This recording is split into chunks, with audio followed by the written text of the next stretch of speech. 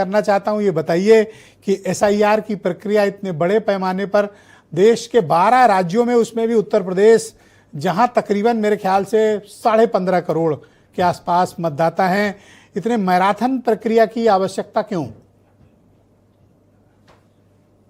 देखिए, अभी आपने सुना हमारे इलेक्शन कमीशन की आज प्रेस कॉन्फ्रेंस थी, उसमें उन्होंने कहा कि हम 12 स्टेट की कराने जा रहे हैं, उसमें इंक्लूडिंग जो हमारे यूनियन टेरिटरीज हैं उनको भी, दिल्ली को छोड़ के, चाहे अंडमान निकोबार हो, लक्षद्वीप हो।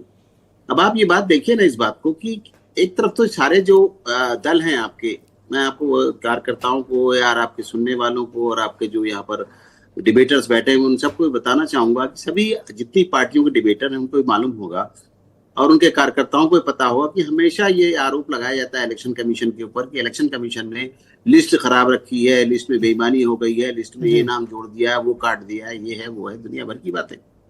लेकिन आप इस बात से तो बिल्कुल एग्री होंगे ब्रजेश जी कि जहां तक सवाल इस बात का है कि जब भी इलेक्शन होता है, चाहे वो असेंबली का हो या पार्लियामेंट का हो, हमेशा आपके पोलिंग एजेंट्स मौजूद होते हैं जिस दिन पोल होता है, और उस दिन जिस दिन काउंटिंग होती है उस दिन काउंटिंग एजेंट मौजूद होते हैं हर जगह। तभी ज्यादा कोई शिकायतें आ नहीं पाती, क्योंकि हर जो काम हो रहा होता है सब प्रिसाइडिंग अफसर के सामने और उन जनता के जो कैंडिडेट खड़े हुए हैं इलेक्शन में उनके रिप्रेजेंटेटिव के सामने किया जा रहा है। अब इसी तरीके से एसआईआर की प्रक्रिया है, इसको कई बार कहा गया, यानी अभी आपने जो पुराने स्टेट से जिनमें इलेक्शन हुआ इससे पहले आप देख लीजिए, चाहे महाराष्ट्र ले लीजिए, चाहे हरियाणा ले लीजिए, चाहे दिल्ली ले लीजिए, सब में ये ऑब्जेक्शन किया गया कि हमारे वोटरों को काट दिया रूलिंग पार्टी से मिलके, और इलेक्शन कमीशन ने हमारे यहाँ बेईमानी कर ली, कुछ हमारे काट दिए और उनके किसी के जोड़ दिए। ये इस तरह की जब बातें की गई, तो इसीलिए एक हमेशा इलेक्शन कमीशन कुछ न कुछ पिछले इलेक्शन से सोचता है जी, और उसकी समीक्षा करने के बाद। लेकिन आपने देखा होगा कि विपक्षी दलों को चुनाव आयोग पर एतबार नहीं है, उन्हें भरोसा नहीं हो पा रहा है।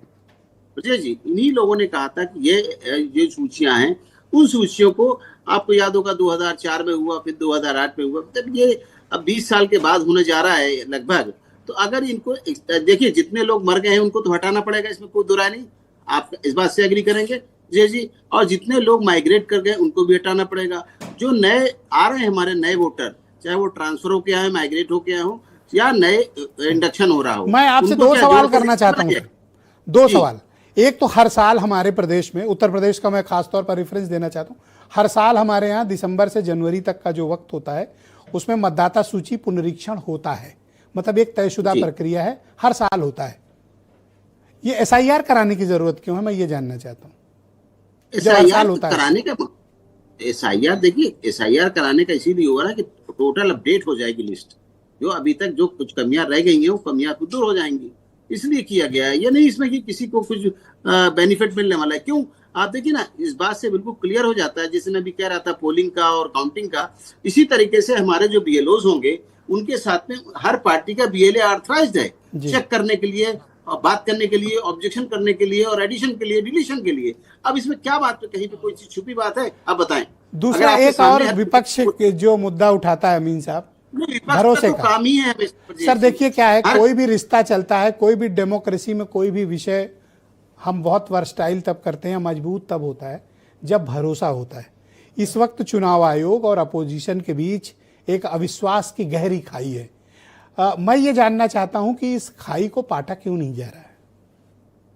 देखिए, इलेक्शन कमीशन अपना काम कर रहा है। सबसे बड़ी प्रॉब्लम क्या आई है जो हमें देखने को मिली है, शायद आपको मिली होगी इस बात को, कि जब भी कोई इलेक्शन कमीशन की बात होती है, एक तो इलेक्शन कमीशन के जो हमारे ऑथराइज अधिकारी हैं वो नहीं बोलते, फिर इस पे स्पष्टीकरण नहीं दिया जाता, और दूसरी बात यह है कि हर मामले में आप देखेंगे कि बीजेपी पार्टी जो इस वक्त रूलिंग पार्टी है वो हमेशा इलेक्शन कमीशन को प्रोटेक्ट करती है।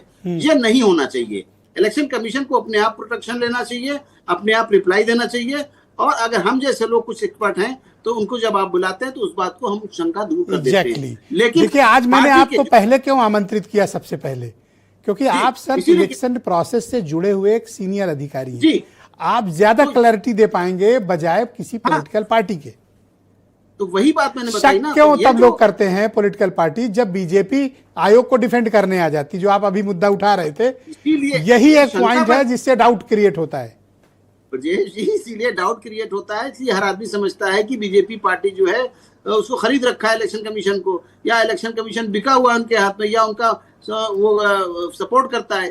तरह तरह के ऑब्जेक्शन आरोप लगाए जाते हैं। इसीलिए मैं कहता हूं कि इलेक्शन कमीशन को समय समय पर प्रेस कॉन्फ्रेंस के साथ साथ में हमारे अधिकारी भी वहां होते हैं, पीआईबी के डायरेक्टर भी होते हैं, जो इस बात को देखते हैं। सर मैं एक सजेशन देना चाहता हूँ, मैं चाहता हूँ चुनाव आयोग कुछ अपने अधिकारियों का एक पैनल बना दे, कभी इस तरह की हम लोग डिबेट करें तो सर वो भी लोग आ जाएं, थोड़ी और आप तो देते ही हैं, कुछ और लोग भी आ जाएं तो बढ़िया क्लैरिटी रहेगी, थोड़ी स्पष्टता अधिक होगी।